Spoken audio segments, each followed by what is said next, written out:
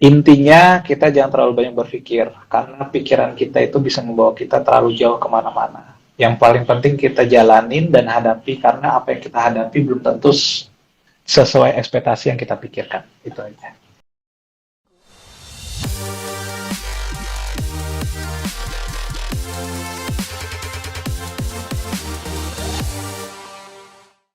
Hai The Consulting Lovers, apa kabar buat teman-teman?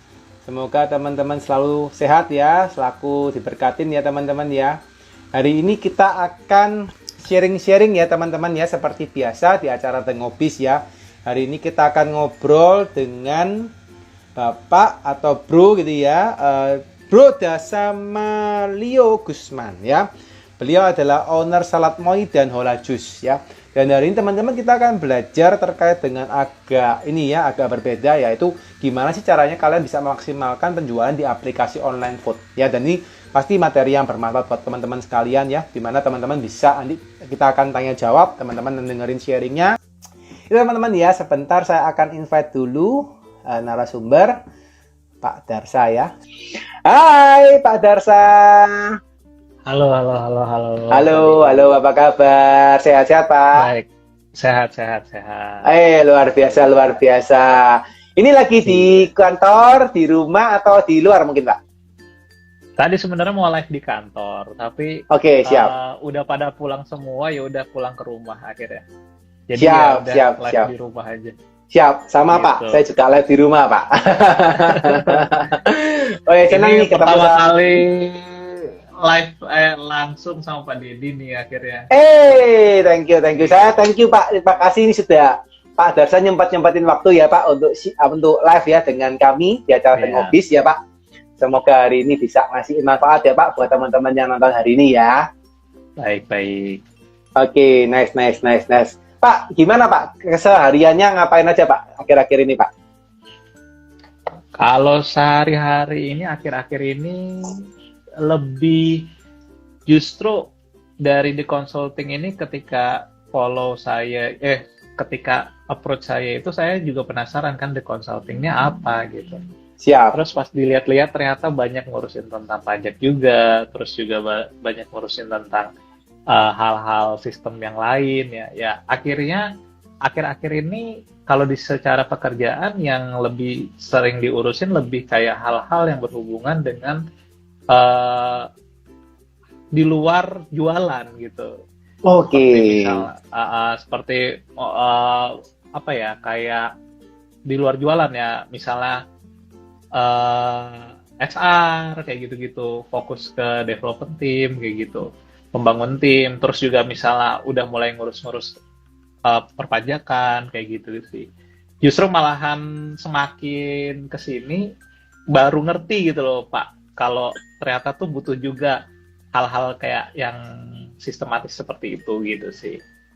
Jadi ya sekarang fokus kayak gitu. Mantap nih Pak ya, ini sudah mulai tambah pusing atau tambah enak nih Pak? Sebenarnya ini tantangan baru ya. Jadi tantangan baru ya. Jadi yang sebelumnya kita fokus jualan, yang penting bisa jualan, laku, laris. Sekarang udah ngurusin birokrasi kayak gitu ya. Jadi kayak udah ada urusan kayak aturan main bekerja kayak gitu sistem, dan urusan kayak cipta kerja lah kayak gitu udah mulai harus diperhatikan kayak gitu sih Pak. Yang sebelumnya mungkin kan nggak difokuskan ke sana, yang penting jualan kalau dulu kan. Another game ya Pak ya. Iya, another game. Nice. Oke Pak, kita hold dulu nih, nanti terkait dengan another game-nya dan apa aja mungkin yang terjadi di bisnis Bapak yang mungkin bisa di-sharingin ke teman-teman gitu ya Pak ya. Mungkin sebelum kita lanjut Pak, lebih panas ya, karena sudah mulai keluar api-apinya nih Pak teman-teman ya. Sudah ada reaksinya, api ini sudah panas nih mereka gitu ya. Tapi saya tahan dulu teman-teman, biar teman-teman juga penasaran ya. Kita back dulu ya. Jadi kami sering Pak, kalau di acara The Ngobis ini kami tidak hanya kepingin tahu soal bisnisnya ya, tapi kami pengen dengar Pak cerita mungkin dari Bapak selaku narasumber, selaku juga praktisi Pak ya, selaku business owner gitu ya Pak. Gimana sih Pak riwayatnya Bapak sampai bisa buka bisnis seperti sekarang Pak? Iya Pak Dedi. Jadi awalnya itu dulu sebenarnya saya bisnis konveksi. Jujur bisnis konveksi. Proyekan gitu ya, proyekan. Itu lumayan Pak, omset itu lumayan. Kayak omset, profit itu lumayan. Namun setelah berjalan seiring waktu, kok rasanya kayak ada yang kurang gitu. Panggilan itu kayak ada yang kurang. Jadi ibaratnya kalau dulu tuh yang penting bisa nyari uang gitu ya Pak ya. Tapi setelah terpenuhi kebutuhan gitu, kok ada rasanya yang kurang kayak gitu. Akhirnya depending tuh bisnisnya, nikmatin dulu aja dana yang ada gitu. Sampai akhirnya 2 tahun tuh vakum Pak. Dulu aku pernah sharing di Mas Antoni Sudarsono pas itu, udah cerita juga, ya kayak gitu. Nah, sampai akhirnya saya ngumpul sama teman-teman pengusaha kuliner ya di Jogja. Ada Mas Hedar, Mas Ongki pas itu di pengusaha kuliner Yogyakarta. Dulu belum punya bisnis apa-apa, cuman ngelihat itu sedikit minder kayak gitu. Kayak kita udah dana simpanan udah habis gitu ya.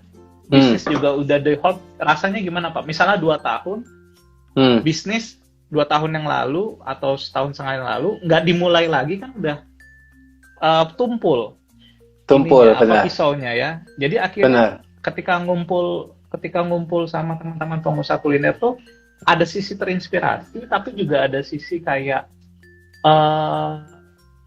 demotivatednya. Jadi kayak usaha apa ya, ngelihat teman-teman itu bagus usahanya kayak gitu.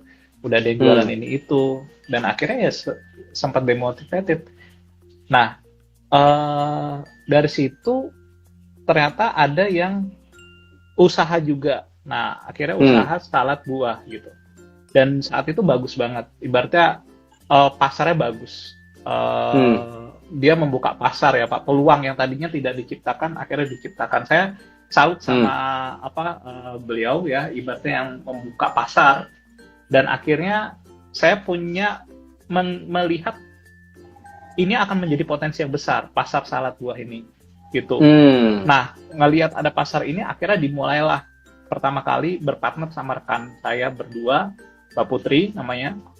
Dan akhirnya usaha itu dimulai dari coba-coba. Jadi awal bisnis itu benar-benar kita daftarin GoFood, GrabFood dulu Pak.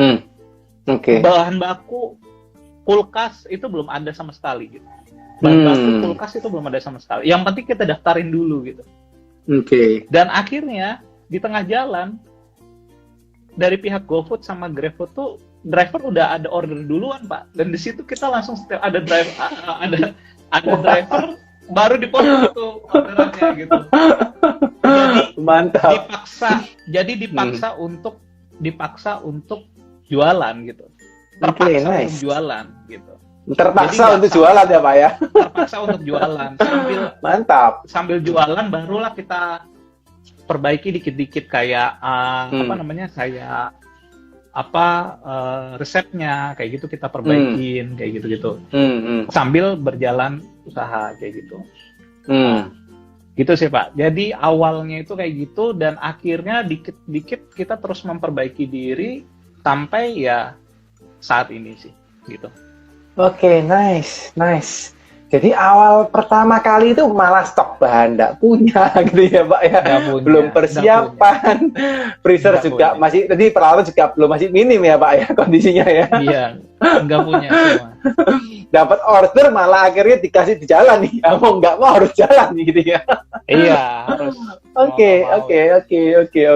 Pak, menarik Pak. Ini very interesting gitu ya, karena nggak banyak saya dengerin cerita seperti Bapak gini Pak, dimana saya itu ibaratnya Bapak lagi berjuang gitu ya, lagi maju, belum siap apa-apa gitu ya, Tuhan kasih berkat gitu ya, malah disuruh digedein ordernya gitu ya. Nah, tapi penasaran Pak gitu ya, apakah setelah Bapak melakukan order pertama kali gitu ya, terus langsung mulus Pak gitu ya, naiknya langsung stabil gitu, naik terus atau gimana Pak ceritanya? Nah, saat pertama kali order itu otomatis banyak komplain banget komplain. Karena kan kita nggak siap ya. Nggak siap. Tapi di balik ketidaksiapan itu kita terus memperbaiki. Jadi kayak memperbaiki kualitasnya, mayonesnya, dan nyetok lebih banyak lagi kayak gitu ya Pak ya. Jadi sambil kayak gitu dan akhirnya kita kan udah keburu berjalan, udah keburu start ya, udah persiapan udah keburu start ya. Di sela-sela berjalan itu aku akhirnya riset gitu, barulah riset. Jadi kayak riset kecil-kecilan kayak tentang brandnya, tentang bagaimana nanti jualannya kayak gitu, arah kedepannya gimana, terus strateginya seperti apa, itu yang akhirnya kita susun. Dan bagaimana strateginya, USP-nya apa, unique selling point yang harus kita jual apa gitu. Nah dari situ akhirnya mulus Pak. Dan awal itu dari yang tadinya kita gini-gini ya naik turun, akhirnya growth gitu. Oke, nice. Saat itu kompetitor ada 10 cabang kompetitor. Wow. Itu jadi tantangan, kita baru 1 cabang dan itu jadi tantangan banget karena kita punya USP yang kuat sih, unique selling point yang kuat gitu. Wow, keren tuh. Ibaratnya kita lawan raksasa ya Pak ya, salah 10 cabang kita baru 1 ya. Iya gitu, makanya saya salut juga gitu sama kompetitor itu, jadi sebagai motivasi gitu sih Pak. Karena kalau tanpa kompetitor itu pasar juga kurang bagus ya gitu sih. Yes. Agree. Pak, sampai sekarang tadi kompetitornya masih ada kondisinya? Atau sudah? Oh masih ada? Masih. Masih ada. Justru dikuasai ya sama kompetitor itu. Itu yang membuat kita saling kalau terlihatnya mungkin itu saling di luar mungkin melihatnya saling ibaratnya mengeluarkan ide masing-masing gitu ya. Tapi sebenarnya kita sebenarnya saling support secara tidak langsung. Kenapa aku bilang saling support? Karena dengan adanya dengan ada kompetitor ini akhirnya pasar atau kebutuhan salad itu dibutuhkan gitu loh Pak. Yang tadinya kalau ibaratnya nggak ada kompetitor, orang jenuh sama produk itu. Tapi ya ibaratnya disandingkan di bandara ada Coca-Cola sama brand lain Pepsi sebelahan, orang jadi butuh gitu sama produk tersebut gitu. Tapi kalau satu kayak nggak butuh. Nah intinya sih malahan kompetitor tuh malahan yang membuat kebutuhan pasar tuh tinggi sih gitu Pak. Oke. Nice. Ini malah ada kompetitor. Kalau memang sebagian teknik marketing memang harus ada kompetitor malahan ya Pak ya. Kalau nggak ada kompetitor malah kesannya itu garing ya Pak ya. Iya. kurang enak gitu ya. Iya betul. Oke, nice. Nah, jadi teman-teman yang punya kompetitor, teman-teman nggak usah khawatir gitu ya, karena itu malah ngeramein tuh dunia persilatan di bisnis ya. Betul, tergantung pandangnya aja sih. Bener Pak, sepakat. Ya. Oke Pak, penasaran Pak. Tadi Bapak kan sempat kulik-kulik gitu ya, akhirnya ketemu USP terkait dengan bisnis Bapak dan kawan-kawannya gitu ya. Kalau boleh disimpulkan Pak, tadi kan Bapak bisa dari yang goyang-goyang gitu ya, naik turun, sampai bisa mulus gitu ya Pak. Apa sih Pak kuncinya Pak? Kok bisa sampai akhirnya terakhir bisa mulus kayak pesawat terbang gitu Pak? Ya, oke. Kalau kita ngomongin produk ya Pak, USP yang kita keluarkan dan akhirnya sampai sekarang akhirnya menjadi contoh juga jadi dari kompetitor untuk menerapkan itu. Itu salah satunya dari kekurangan kita sendiri Pak. Jadi sebenarnya saat itu kompetitor punya style untuk salad buah itu dipotong di tempat, bukan dipotong di stok. Jadi di kulkas sudah di stok gitu Pak. Oke. Jadi sudah di stok, jualannya sudah di stok. Nah, sedangkan kami itu saat Moy itu tidak bisa stok karena takut nggak laku gitu. Jadi takut nggak laku gitu kan. Pertama takut nggak laku, yang kedua takut buahnya busuk. Yes. Wastingnya banyak gitu. Wastingnya banyak gitu kan. Bener. Nah, tapi di situ saya melihat ada celah yang bisa dijadikan USP, unique selling point-nya, yaitu kenapa kalau semua salad itu di stok, justru kenapa kita jualan fokus aja salad buah fresh made atau salad buah yang dipotong di tempat gitu. Jadi akhirnya setiap ada orderan kita buatin baru dipotong gitu, Pak. Nice. Dan itu jadi USP kita gitu. Jadi kekuatan kita. Dan akhirnya orang-orang order tuh beli di Salad Point karena salah satunya baru dipotong di tempat atau baru dipotong saat di order gitu. Padahal sebenarnya itu kekurangan kita karena kita nggak mampu nyetok, Pak. Gitu. Luar biasa, Pak. Itu kekurangan malah jadi kelebihan ya, Pak, dibalik gitu ya. Luar biasa. Dibalik, diputer. Gitu. Nice. Setelah itu langsung growing, Pak. Setelah itu, Pak. Itu growing. Nah, yang kedua itu dari sisi produk ya, Pak. Kalau ini dari sisi mental kita, memang dari culture ya. Kita ada 4 poin. Itu kita menjual, kalau kita tuh bilang kita tuh nggak jualan salad gitu. Karena kalau salad itu semua ibu-ibu di Jogja rata-rata mungkin bisa bikin salad, Pak. Gampang banget bikin salad. Dan mungkin rasanya hampir sama.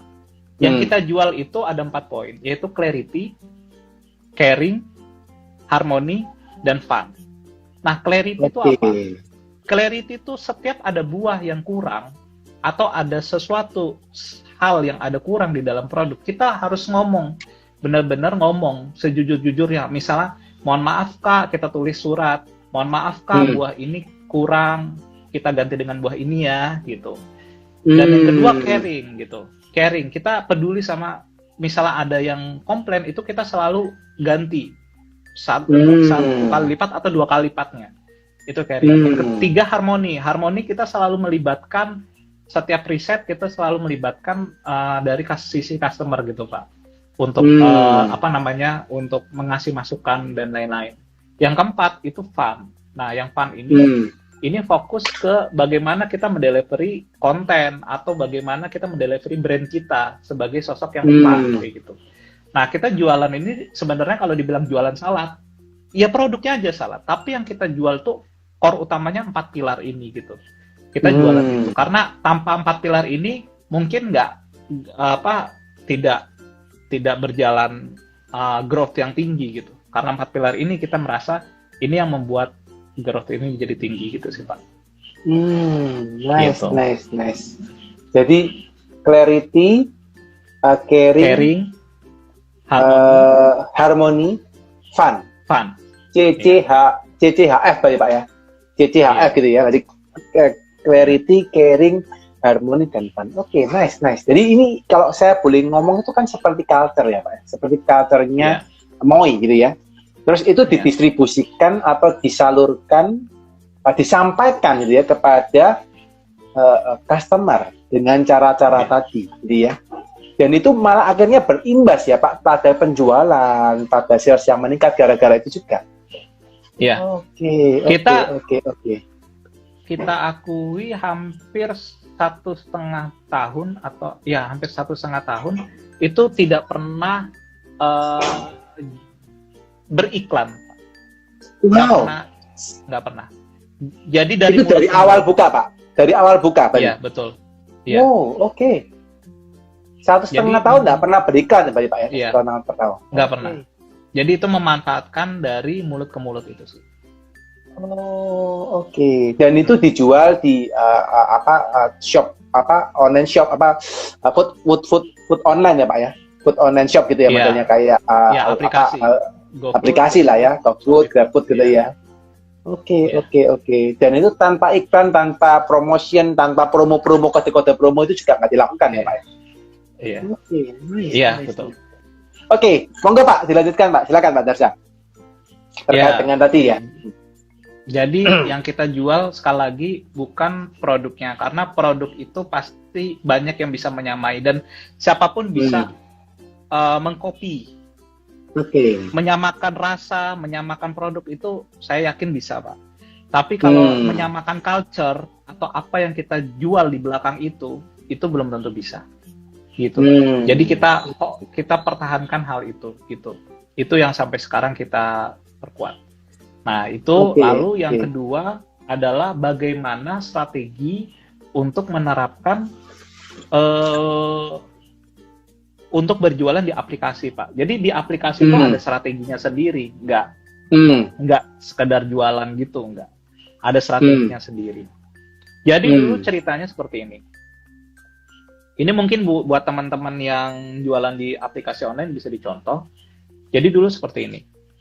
Kompetitor itu menjual produknya dengan nama toko itu salad brandnya, salad spasi brandnya gitu kan. Nah, saya coba riset, Pak. Saya coba nanya-nanya. Kamu kalau searching di GoFood, di GrabFood itu kalau nyari salad buah itu nulisnya apa? Mereka jawab salad buah gitu. Sedangkan kompetitor saat itu nulis hanya salad spasi brandnya gitu. Nah, dari situ saya melihat ini ada celah gitu. Akhirnya saya bikin ada keyword salad buah di toko saya, Pak. Nah, dan itu yang membuat gratis promosi. Jadi secara tidak langsung ketika orang pengen beli salad buah di kompetitor, mereka kan ketik salad buah, Pak. Yes. Saat mengetik salad buah yang keluar itu salad moy. Karena salad moy tulis salad buah gitu. Nah, ini tips buat teman-teman yang masih tokonya itu masih belum punya keyword yang kuat. Misalnya contoh ya, Pak. Ada dia jualan nasi ayam goreng gitu ya. Nasi ayam goreng gitu. Tapi nama tokonya misalnya Sejahtera, Resto Sejahtera.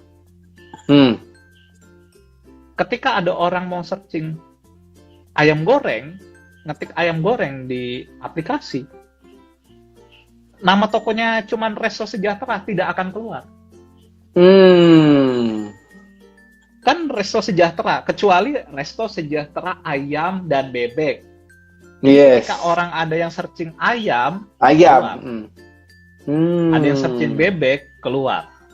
Nah, saat itu yang salah satu kita manfaatin. Keyword salad buah itu. Ya, walaupun sekarang kompetitor juga menggunakan keyword itu. Gitu. Jadi, itu yang harus kita lihat adalah celah-celah di bagaimana, kalau di Google itu mungkin kita nyebutnya SEO ya, Pak ya? SEO, benar. SEO. Nah, ibaratnya di aplikasi juga ada SEO-nya. Nah, kita harus bagaimana mempelajari SEO-nya kita untuk searching. Jadi kalau kita punya jualan nasi goreng gitu, nama nasi gorengnya Pak Dedi, Resto Pak Dedi gitu. Tambahin keyword nasi goreng, misalnya Resto Pak Dedi dalam kurung nasi goreng gitu.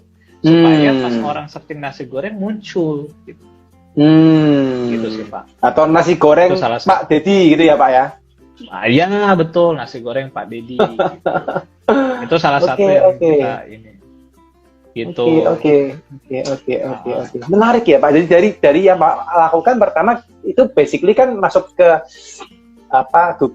kalau kita ngomong di SEO Google itu juga bisa dilakukan di online food online ya, Pak ya, malah di GoFood dan di ini ya, di Grab ya, itulah hitungannya kan satu hal yang cukup sederhana ya, Pak, untuk dilakukan ya. Sederhana, tapi sepele, sederhana, simple, tapi banyak yang nggak aware sama hal itu. Yes, agree. Masih banyak yang tidak nambahin keyword tokonya gitu. Gitu sih, Pak. Jualan nasi goreng, ayam, tapi tidak nambahin. Nah, mungkin aku bakal sedikit share. Ini kita masuk ke teknis ya, Pak ya. Ini buat silakan, Pak, silakan. Teknis. Jadi kita beda di GoFood sama di GrabFood. Ketika kita searching, itu yang keluar itu benar-benar yang keluar itu nama tokonya, Pak. Di GrabFood sama GoFood. Tapi kalau kita masuk ke Shopee Food, itu yang kalau kita searching, yang keluar itu nama produk. Oke. Jadi kalau nama tokonya nggak ada keyword produk kita, nggak apa-apa. Kalau di Shopee Food. Karena ketika kita searching, nulis, misalnya ayam goreng, dia akan nampilin toko-toko yang ada nama produknya ayam goreng, Pak. Nah, itu kelebihannya di Shopee Food. Jadi walaupun nama tokonya itu nggak ada keywordnya, itu masih nggak apa-apa, gitu. Masih nggak apa-apa. Tapi kalau di GoFood, di GrabFood, wah, lupa nulis keyword, nggak akan ketemu toko kita. Yes. Makanya kalau di Shopee Food sampai sekarang, walaupun orang nggak nulis nama tokonya dengan keywordnya, itu masih laku karena yang di searching yang keluar itu nama produknya, Pak. Jadi misalnya Pak Deddy nyari produk di Shopee Food, nulisnya mie goreng gitu ya, mie goreng. Wah, keluar toko yang jualan produknya mie goreng. Bukan nama tokonya ada tulisan mie goreng. Oke. Berarti yang di Shopee Food itu berarti kompetisinya bisa lebih kenceng ya Pak Malan, Pak, kalau di Shopee Food ya. Karena kan tokonya dari jual mie goreng, semua yang jual mie goreng muncul semua berarti ya Pak ya. Betul. Dilihat dari produknya, produk yang dimasukkan. Iya. Oh, mie goreng. Iya. Tapi kalau di GrabFood dan di GoFood, dia bukan searching produknya. Yang di searching itu ininya. Nama tokonya. Nama tokonya. Jadi ketika ngetik mie goreng, nama tokonya nggak ada kata mie goreng, ya nggak muncul. Gitu. Oke. Itu mungkin aku bisa share yang simpel dulu, itu mungkin dimulai Yes. dari Ini menarik ya teman-teman ya. Ini perlu diperhatikan gitu ya, bahwa kan kita sekarang pemain utamanya 3 ya Pak ya. GrabFood, GoFood sama Shopee Food gitu ya. Kalau di GrabFood juga modelnya sama Pak. Modelnya juga apakah seperti GoFood tadi di searching pakai nama toko, ataukah seperti Shopee malah? Kalau di GrabFood sama GoFood sama. Oh, di GrabFood sama GoFood dia akan back to nama toko. Iya, nama toko. Oke. Menarik. Teman-teman ingetin ya, teman-teman ya. Jadi yang sudah paham nih ya, ini materinya nggak kaleng-kaleng ya, teman-teman ya. Sharingnya dari Pak Darsa ini langsung nocos ini ya. Bisa langsung dipraktekin nih ya. Oke Pak, selain itu Pak, kira-kira apa lagi Pak yang mungkin perlu diperhatikan teman-teman, terutama mereka yang pengen dapat penjualan dari online food Pak. Terutama kan sekarang ini kan penjual itu kan termasuk banyak ya Pak ya. Orang-orang ini jual makanan itu kan buka cloud kitchen, buka dapur di rumah sudah bisa punya akun GrabFood dan GoFood gitu ya. Dan tapi memang seperti yang kita tahu, karena banyak yang jualan, akhirnya juga sebagian teman-teman mengeluh bahwa sulit untuk mendapatkan order. Nah, misal mereka sudah mengganti Pak, apakah itu bisa meningkatkan mereka punya rating atau perlu dilakukan yang lain Pak terkait dengan itu? Oke, itu yang pertama ya Pak ya. Nah, yang kedua itu salah satunya, saya rasa yang kedua itu tentang rating. Jadi rating itu penting banget. Harus minimal banget tuh 4,5. Itu minimal 4,5 itu udah sangat minimal. Kalau di bawah 4,5 cenderung orang berdasarkan riset dia cenderung untuk mencari yang lebih dari 4,5. Itu pertama. Jadi buat teman-teman jangan sepelein rating. Jangan sepelein rating, karena dari rating itu yang kita bisa benar-benar membuat gimana ya, rating itu setelah orang datang, rating itu yang menentukan orang itu akan membeli atau tidak, kadang seperti itu. Iya, dibandingkan dia akan mencari brand-brand yang sama atau harga-harga yang sama, terus di-ratingkan, melihat rating itu, dan akhirnya mereka akan membeli dari sisi itu. Begitu Pak. Yang kedua, yang pertama tadi jangan lupa hal yang gampang, yang simple, yang harusnya bisa ditemukan. Yang kedua rating itu sangat krusial gitu. Nah, kalau memang seperti simpelnya seperti itu, misalnya kurang, kan sekarang rating itu minimal 20 orang ya. 20 orang baru keluar ratingnya. Mungkin bisa dimulai dari minta temennya yang order. Minta tolong rating seperti itu supaya membantu rating kita tinggi dan lain-lain. Karena kalau udah turun, udah jeblok di bawah 4,5 atau anggap 4,2 atau 4,0 gitu, 4 atau ke bawahnya lagi, itu malahan 4,0 ke bawah itu sudah seperti kasarannya lebih baik bikin akun baru Pak, daripada memperbaiki. Sulit untuk ditingkatin gitu. Itu yang kedua. Mungkin saya tambahkan yang ketiga, salah satunya harga. Nah, harga ini juga sangat berpengaruh besar. Nah, ini tips ya. Tips buat teman-teman, dari aplikasi GoFood, GrabFood, dan ShopeeFood itu ada ibaratnya penawaran seperti join promonya dari mereka. Nah itu jangan sampai terlewat. Kalau bisa ikut semua gitu. Walaupun co-fundingnya ya Pak ya itu harus memberikan support yang lebih besar. Kita harus ibaratnya nalangin biaya yang lebih besar gitu. Nggak apa-apa harus dijoinkan karena nanti dari pihak aplikator itu memberikan support yang lebih, misalnya produk toko kita ditampilkan di atas, terus juga ditampilkan di atas atau ditawarkan di atas, dan di fitur-fitur tertentu toko kita ditampilkan, diiklankan sama mereka kayak gitu. Toh kita bisa naikin harga nanti untuk naikin harga untuk dapat promo, kan kita dapat promo ya Pak ya, dapat promo, kode promo. Nah itu kita bisa naikin harga. Nanti naikin harga kita cut kayak gitu. Jadi ya intinya kalau ada program dari aplikasi jangan skip. Karena sekalinya skip bisa-bisa toko kita nggak ya sulit dapat order. Jadi ada itu apapun simple, dari aplikasi ambil aja gitu Pak ya. Joinin aja.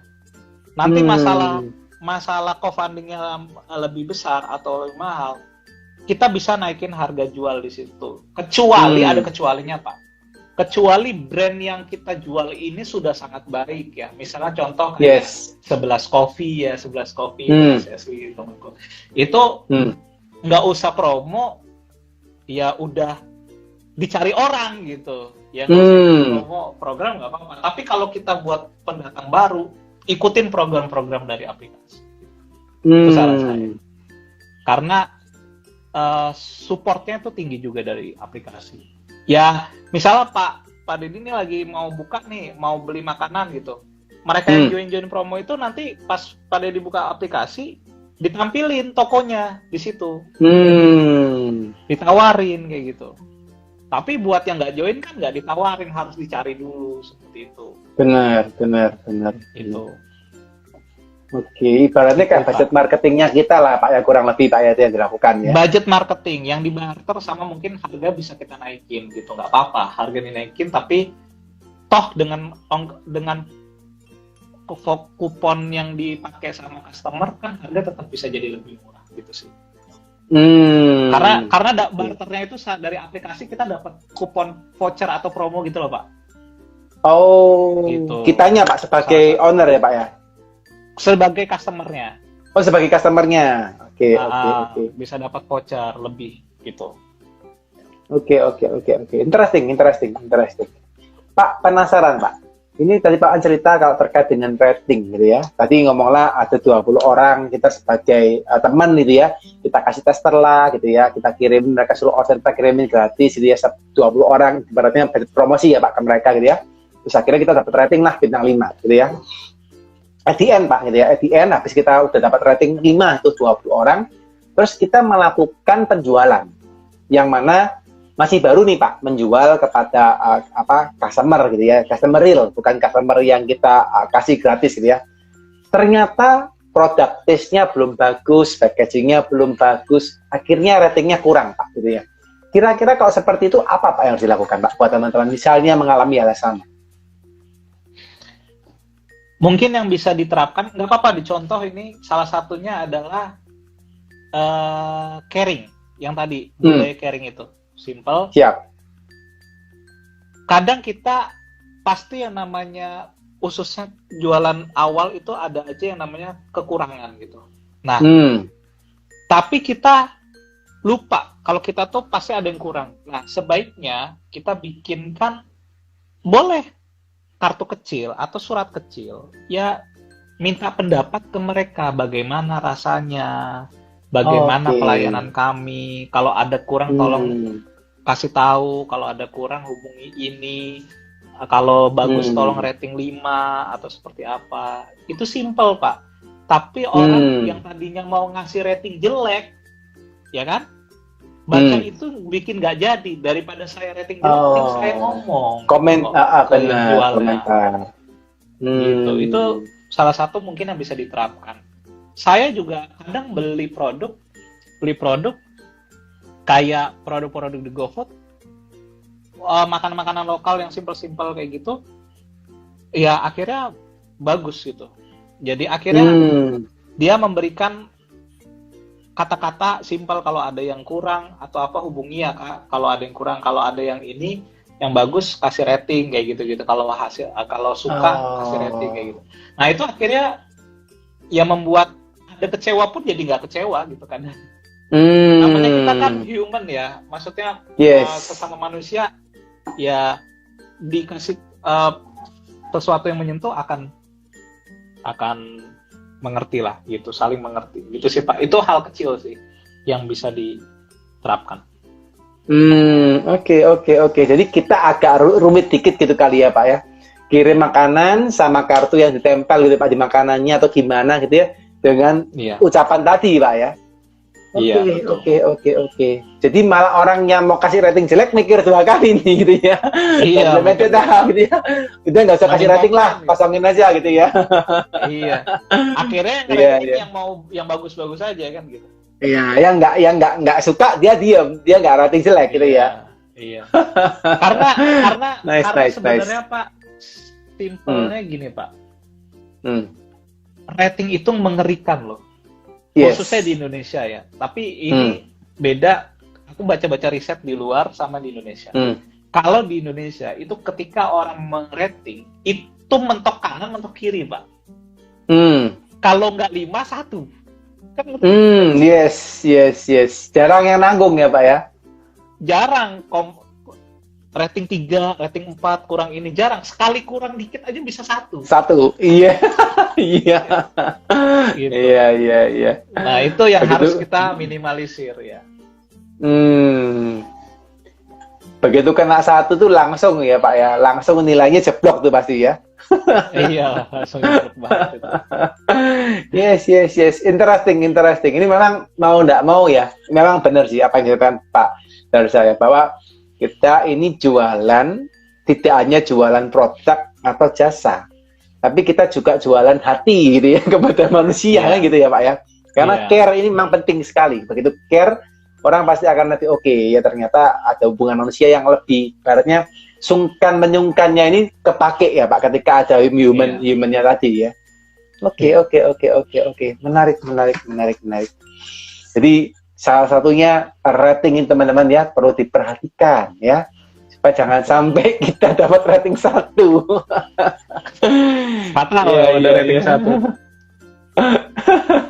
Dan rating 1 5 orang 20 orang 5 rating 5 1 aja Pak, rating 1 Pak langsung Pak. Jojlok gitu. Iya, betul Pak. Apalagi iya. Oke. Pak, anyway tadi kan diomongin ya, 1 terkait dengan keyword gitu ya, 2 terkait dengan rating dan sebagainya gitu ya. Apakah hal tersebut itu ketiga terkait dengan promo gitu ya, Pak. Apakah dengan cara itu menurut Bapak sudah siap untuk teman-teman ini yang terutama pengusaha-pengusaha baru untuk terjun Pak ya? Ataukah menurut Bapak malah setelah melakukan itu masih banyak nih ternyata kendala-kendala lain yang dialami Bapak sebagai pengusaha kuliner dalam mengembangkan usahanya? Kalau menurut Bapak gimana kira-kira Pak? Kalau dari saya berdasarkan pengalaman, nyemplung dulu Pak, start dulu aja. Bener-bener start dulu, kalau bisa daftarin aja dulu. Nggak usah khawatir, nggak usah takut, kita benar-benar fokus jualan. Terus baru sambil di tengah-tengah kita perbaiki evaluasi yang perlu dievaluasi. Karena kalau kita terlalu banyak riset juga, atau kan beda ya, kalau perusahaan sudah mulai besar mungkin riset harus lebih kuat. Tapi kalau kita terlalu banyak riset dan terlalu banyak analisis, nggak mulai-mulai, itu yang jadi problem sih. Nanti jadi kacau sendiri. Jadi menurut aku start aja dulu. Yang paling penting ini Pak, ketika ikut program dari aplikasi, yang program kupon itu ya, program promo dari aplikasi GoFood, GrabFood, ShopeeFood, jangan lupa dihitung co-fundingnya. Kalau misalnya mahal, potongannya besar, jangan lupa harganya dinaikin. Nanti lupa naikin harga, boncos kita. Iya. Iya. Tapi naikin harga itu nggak ngefek ya Pak? Maksudnya kan kalau misalnya ada customer yang aware gitu ya, oh kalau beli di outlet harganya lebih murah nih gitu ya, beli di apa namanya Shopee atau GrabFood ini lebih mahal, itu nggak ngefek Pak dengan kita menaikkan harga itu Pak? Bagi orang yang yang biasa order di aplikasi dan emang dia terbiasa di aplikasi, tidak ngefek Pak. Karena yang mereka lihat bagaimana dia bisa menggunakan vouchernya, atau kode vouchernya. Jadi nanti ujung-ujungnya kalau dia pakai kode voucher jadi lebih murah kan gitu. Walaupun harga awalnya lebih mahal gitu misalnya. Nanti ketika yang dilihat tuh nanti setelah pakai voucher itu lebih murah atau lebih mahal gitu sih Pak. Gitu sih. Jadi nggak ngefek ya Pak ya, nggak masalah ya. Nggak terlalu ngefek gitu. Benar. Oke. Sekarang customer udah lebih pinter, nggak kayak dulu sih. Kalau dulu kan benar-benar harga aja yang dilihat. Kalau sekarang ada promo apa nih, customer bakal baca promo apa aja gitu. Iya. Benar. Jadi nanti yang dilihat harga akhirnya. Yes. Pak, ini juga Pak, mungkin pengen tahu secara ini ya, secara Bapak sebagai praktisi gitu ya, bahwa kalau di sekarang ya Pak, ini nggak tahu benar atau enggak, cuma saya sering sharing gitu ya di circle saya, bahwa sebagian orang itu sudah mulai aware terkait dengan harga di GrabFood, GoFood, dan ShopeeFood yang memang semakin lebih tinggi gitu ya. Dan akhirnya sekarang itu mulai ada kayak habit baru bahwa orang-orang ini sekarang mulai bergeser meninggalkan aplikasi Pak. Katanya begitu gitu ya. Karena lebih mahal gitu ya, dan mereka lebih jalan sendiri gitu ya. Nah, kalau fenomena ini apa benar Pak menurut Bapak gitu Pak? Maksudnya Bapak melihat seperti itu atau malah enggak gitu ya? Kalau ditanya benar Pak, karena memang datanya seperti itu. Berdasarkan data dia take away atau dine in itu sekarang meningkat. Memang karena biaya pemesanan di aplikasi sekarang menaik atau lebih mahal. Yes. Gitu. Yes. Naik. Ongkirnya startnya yang tadinya murah sekarang jadi lebih tinggi. Benar. Jadi yang tadinya murah jadi lebih tinggi. Jadi ya sudah harus kita memperhatikan dine-in juga Pak. Tapi selama dari 3 aplikator ini masih ada yang bakar-bakar uang, masih aman Pak. Intinya gitu. Salah satunya ya mungkin aku sharing ya, mungkin salah satunya sekarang kan GoFood yang lagi bakar-bakar uang nih, yang lagi banyak promonya. Iya, ya jadi akhirnya masih bagus gitu untuk penjualan di online. Namun kalau tiga-tiganya udah benar-benar mahal, berhenti yang seperti itu, mungkin dine-in akan yang jadi primadona gitu. Jadi ya memang kita sudah aware juga untuk fokus juga di dine-in gitu sih Pak. Oke. Pak, kalau seandainya Pak, kalau misalnya nih kita dulu pakai GrabFood, GoFood, ShopeeFood dan kawan-kawan gitu ya. At the end mungkin orang misalnya kalau kita ngomonglah di kota kita di daerah barat, misalnya kita di Jogja tapi di barat tuh ya. Terus ada dari Jogja Timur pesan. Nah, mereka kan tinggal pakai GrabFood dan ShopeeFood bisa melakukan. Terus ternyata kalau kita merasa, akhirnya mereka merasa oke nih penjualan lebih kecil, penjualan harganya lebih mahal gitu ya, lebih mahal, akhirnya wah yaudahlah saya tak ganti nih. Nah akhirnya mereka mencari substitusi Pak, yang dulunya belanja ke Bapak, belanja salad agak jauh pun mereka hadepin, wah sekarang udahlah nggak usah makan salad lagi misalnya Pak ya, terus mereka cari opsi yang lain. Nah itu ada kemungkinan nggak Pak? Atau maksud saya kira-kira kalau menghadapi kemungkinan seperti itu apa Pak yang harus teman-teman perhatikan terkait dengan itu Pak? Itu bukan kemungkinan lagi, itu sudah terjadi. Oh, sudah terjadi Pak? Ya. Gimana Pak kalau seperti itu? Ya, kalau seperti itu kita siap-siap untuk pivot juga ya, untuk belajar, untuk harus adaptasi dan fleksibel juga sama produk yang kita perbaiki. Misalnya contoh, di Salatmoi ini sekitar awal tahun lalu itu kita membuat produk jus Pak. Oke, jus. Oke. Jadi kita ngeluarin jus. Jadi dari buah-buahan yang memang ibaratnya kita ada di salad, kita keluarkan di jus juga supaya bermanfaat juga seperti itu. Daripada kita ibaratnya hanya jualan salad. Nah, dan hasilnya bagus. Maksudnya hasilnya itu bagus, growth gitu ya Pak. Dan akhirnya ya itu menjadi contoh juga buat kompetitor, dan kompetitor juga mengeluarkan produk sejenis juga gitu. Nah itu berarti itu tanda-tanda bahwa market yang kami keluarkan itu bagus. Nah maksudku kita harus siap-siap pivot sih Pak kalau kayak gitu. Nah mungkin yang rada susah buat teman-teman yang franchise yang udah dalam tanda kutip produknya itu aja gitu untuk mau dipivotkan perusahaan gitu sih. Nah gitu sih Pak. Kalau kita kan kemitraan pun mereka ikut kita. Jadi misalnya ada program apa dari pusat, ada produk apa yang baru dari pusat, mereka ikut gitu. Jadi kemitraan kami siap untuk adaptasi gitu. Jadi memang kalau dari pusat memang harus berubah. Jadi dulu sempat ada, kita melihat tren salad tuh menurun Pak. Memang ada tren menurun, tapi kita harus pivot sama produk lain gitu sih. Kalau gitu Pak. Jadi Oke. Jadi malah dilakukan dengan cara tadi ya Pak ya. Mau nggak mau harus coba pivot dengan produk lain, jadi yang akhirnya bisa mendongkrak gitu ya penjualannya. Oke. Nice. Khususnya buat produk yang secondary ya Pak. Khususnya buat produk yang secondary kayak salad, brownies, minuman, itu lagi, apalagi musim hujan kayak gini ya lagi bener-bener drop gitu. Yang lagi bagus-bagusnya produk pokok Pak, apalagi di resesi keuangan sekarang ya otomatis yang jadi problem keuangan kan sekarang orang bahan baku meningkat semua dan biaya-biaya keluar meningkat semua. Itu yang lagi high di online tuh ini Pak, makanan pokok. Pokok tuh maksudnya yang nasi-nasian kayak gitu. Itu nggak terlalu terkena dampaknya. Tapi kalau kayak minuman yang secondary, terus kayak snack, itu kena dampaknya. Jadi mereka sekarang lebih prefer makan kenyang ya Pak daripada makan cemilan, gitu ya? Iya betul. Makan utama dulu.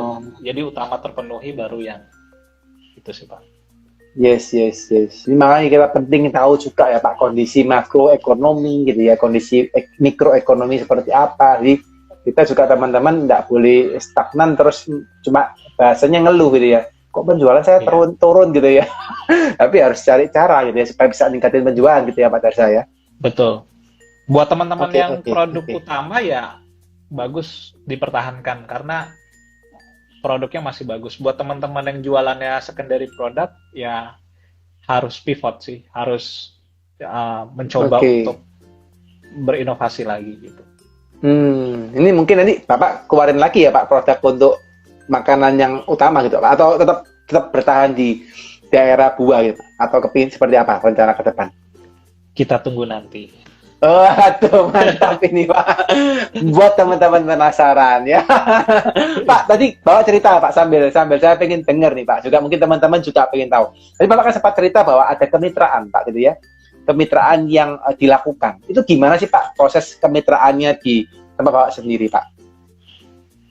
Kalau proses kemitraan sebenarnya kita masih rekan-rekan dekat aja sih Pak. Jadi belum yang dibuka untuk jadi semua kita manajemennya dari pusat ya, misalnya manajemen kayak ketentuannya, programnya kayak gitu-gitu. Jadi makanya kayak ada produk terbaru juga kompetitor, mitra juga ikut kayak gitu.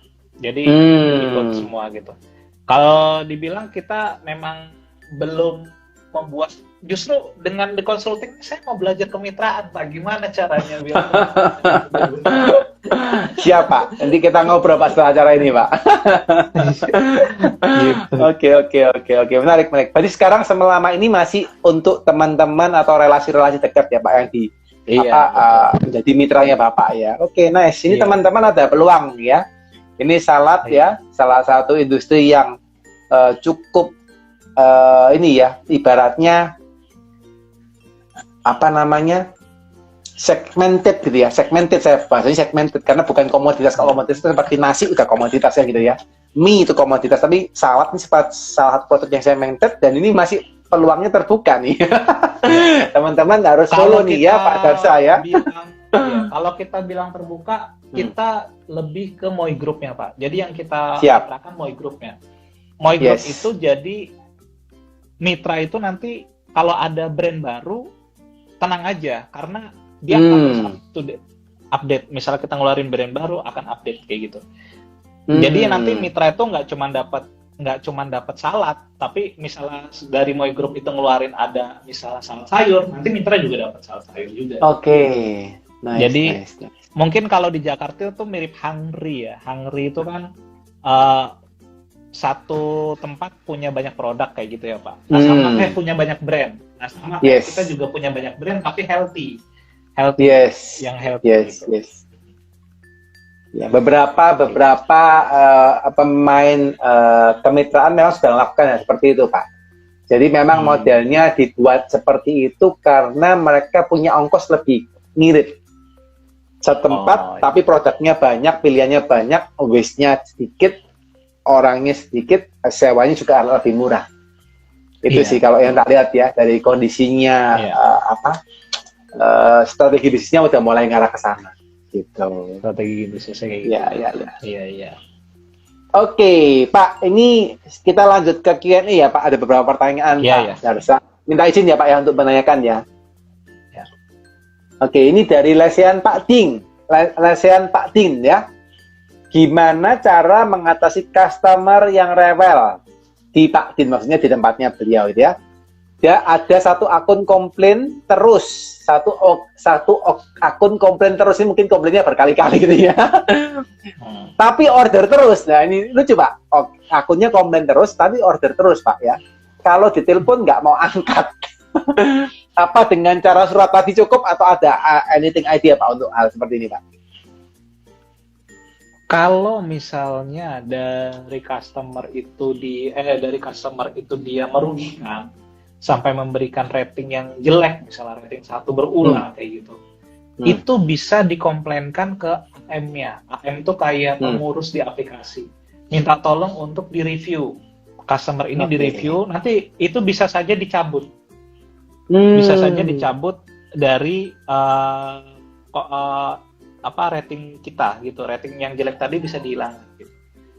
Nah, jika merugikan, tapi kalau misalnya belum sampai merugikan, coba untuk justru bagus dong, order terus, komplain tapi tidak merugikan ya nggak apa-apa. Kalau sampai merugikan rating, yang kita khawatirkan rating 1 ya Pak ya, misalnya gitu. Iya. Rating jelek gitu. Nah itu bisa di up ke aplikator, dari pihak aplikatornya ya. Oke. Gitu.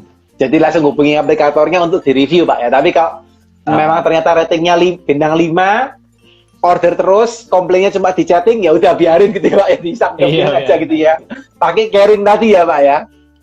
Karena itu bisa kedetek Pak sama aplikator kalau misalnya yang komentar itu ibaratnya memang tidak wajar ya Pak ya, itu bisa kedetek, bisa dicabut gitu. Oke. Nice. Oke, thank you jawabannya Pak. Pak, kalau selama Pak berbisnis Pak, ini berarti untuk Moi Group sendiri ini sekarang sudah berdiri berapa lama Pak sekarang Pak? Dari 2020 berarti hampir 2 tahun lebih. 2 tahun nih Pak ya. Hampir 3 tahun ya. 3 tahun ini Pak ya. Nah, Pak, selama 3 tahun ini Pak, apa Pak yang menurut Bapak tersulit Pak dalam menjalankan bisnis Bapak? Yang bukan berhubungan dengan jualan. Apa Pak tentunya? Yang berhubungan dengan SDM. Oke. Apa Pak sulitnya Pak kalau boleh diceritakan? Karena kalau dengan SDM itu seperti ini Pak. Karena memang backgroundku adalah lebih ke marketing ya Pak ya, jualan produk kayak gitu. Nah sedangkan SDM ini kan faktor yang sulit diukur, beda. Karena aku orangnya data Pak, data. Nah sedangkan manusia ini kan sulit diukur ya, SDM ini sulit diukur. Jadi mengukur itu yang kadang kesulitan, dan ya sampai sekarang SDM ini jadi tantangan. Contohnya HRD kita bagaimana mencari yang terbaik itu juga sulit gitu. Nah, mungkin nanti bisa dibantu atau dibimbing ya Pak Dedi ya, bagaimana tipsnya. Jadi kalau ditanya sama, yang kedua di tahun ini udah hujan ya kan, udah hujan, aplikasi tuh naik semua harga biayanya gitu. Yes. Udah hujan, aplikasi naik semua, terus juga resesi ya, mau biaya ongkir naik semua, biaya pengiriman naik. Jadi secara penjualan yang paling fatal ya kemarin bulan lalu gitu. Itu yang jadi harus catatan. Iya. Kita nggak bisa memungkiri itu akan dihadapi, dan nah ini yang harus jalan keluar yang lain. Dan nah itu bertabrakan sama sisi-sisi SDM juga. Nah, khususnya SDM ini yang tadi ya. Jadi masalah ditumpuk di bulan yang sama. Nah, itu yang membuat kita jadi berat sih, gitu. Oke. Dan itu masih happening sampai sekarang berarti Pak ya kondisinya ya? Sudah teratasi sih dengan Oke. Nah, mantap. Apa Pak cara mengatasinya Pak? Kalau nggak terlalu konfidensial ya Pak, dan boleh sharing ya Pak. Kira-kira apa Pak cara mengatasinya harus Pak? Mungkin aku nggak ngomongin teknis detailnya ya Pak ya. Mungkin yes. Jadi gini, saat itu aku coba berpikir untuk lebih memikirkan saja. Aduh, ada masalah ini, dipikirin. Strateginya gimana? Aduh, gimana? Mikirin terus gitu Pak. Nah, partnerku ini ibaratnya dia tipikal yang ini gas gitu, dihadapin. Gaspol. Gaspol. Akhirnya tuh pas dipikir-pikirin tuh pas lagi ternyata digas, ternyata nggak sesuai ekspektasi ya. Maksudnya ternyata simple ya, nggak sesuai ekspektasi. Maksudnya kayak nggak sesuai yang dipikirin. Kalau yang dipikirin tuh kayaknya berat banget gitu Pak. Tapi setelah dijalanin tuh ternyata nggak seperti dibayangkan. Jadi tipsnya itu kalau nomor satu, salah satunya jangan terlalu banyak mikirinnya, coba dihadapin dan dijalanin. Itu sih kalau menurut aku. Karena ketika belum tentu apa yang kita jalanin itu ternyata sesuai apa yang kita pikirin. Kalau pas dipikirin tuh, pikirannya tuh sampai ke sana-sana, sampai jauh banget itu. Tapi jalanin aja. Nice, mantap Pak. Gitu. Mantap. Itu teman-teman ya, pengusaha siapapun kalian yang hari ini nonton pasti akan ngalamin ya Pak ya. Don't worry guys ya, jangan merasa seorang diri guys ya. Karena itu ada The Ngopis ya, karena itu teman-teman boleh datang di acara The Ngopis setiap Senin karena ini ya. Karena teman-teman pasti mengalami masalah ya. Nggak hanya pengusaha yang besar, pengusaha kecil, pengusaha menengah, everybody akan menghadapi masalah ya Pak, dalam bisnisnya. Tapi itu yang menarik dari seninya guys. Seperti Bapak omong tadi bahwa let it go gitu ya, Kak, lagunya Frozen gitu ya. Jalanin aja ya. Jangan dipikirin, pokoknya dihadapin dan pasti bisa tercapai. Nice. Bapak apa sih tadi di Jogja Pak banyaknya Pak, atau di kota lain Pak banyaknya? Di Jogja, Semarang, Solo, Malang. Iya. Oh, di Malang juga Pak ya. Tapi DIY Jatim. Oke. Tapi Bapak kalau stay-nya banyak di Jogja berarti atau di kota lain juga? Ini cabangnya atau gimana Pak? Tadi yang ditanya Bapaknya, Pak Darsanya. Oh, seringnya di Jogja. Oh, Jogja. Oke. Berarti kapan-kapan kalau saya mampir Jogja saya ketemu Pak Darsa, Pak. Iya, siap. Kita ngopi di angkringan nanti Pak, di Malioboro atau di mana? Iya. Oke. Bahwa ya di-sharingkan Pak Darsa tadi guys, topiknya simple. Tapi saya kan percaya kadang-kadang saya aja ya sebagai praktisi dan sebagai konsultan gitu ya, kadang-kadang nggak kepikiran juga loh. Dan saya ngomong SEO, iya nyambung juga ya ternyata SEO gitu ya. Di online shop juga nyambung tuh gitu ya. Dan apa lagi macam-macam ya, apa promo ikutin gitu ya, dan macam-macam. Dan itu saya yakin dan percaya pasti teman-teman bisa laku, pasti bisa terapin ya. Dan saya yakin dan percaya hari ini apa yang di-sharingkan Pak Darsa pasti memberkati teman-teman ya. Kalau belum nonton dari awal, yuk di rewind ke belakang. Ya, di rewind ke belakang teman-teman boleh lihat. Ya. Pak Darsa, saya izin Pak, ini kita mau akhirin Pak, supaya saya juga tidak menyita waktunya Bapak lebih panjang ya. Dan saya Bapak pasti punya waktu yang waktu lain yang akan digunakan. Tapi izin Pak, minta satu Pak, kata penutup Pak, dari Pak Darsa, untuk kita bisa mengakhirin sesi The Ngobis hari ini Pak. Monggo Pak.